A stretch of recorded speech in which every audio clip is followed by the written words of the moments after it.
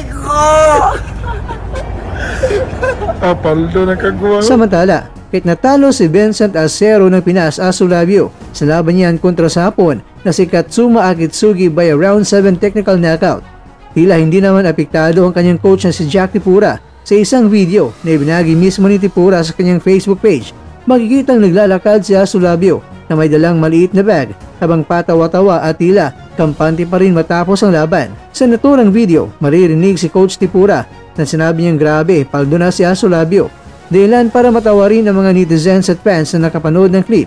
At ayon sa kanya, kahit natalo sa laban, hindi may kakaila na malaking kabayaran ang nakuha ni Asulabio sa kanyang pagharap kay Akitsugi sa Florida, USA.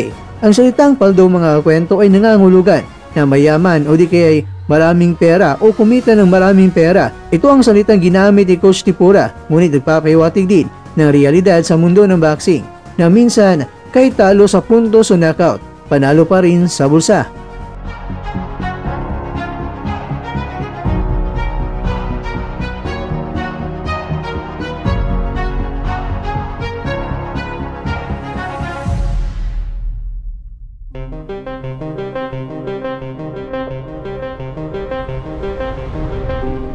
Mga kakwento, marami sa mga netizens ang natawa, nagbigay ng komento gaya ng talo sa laban pero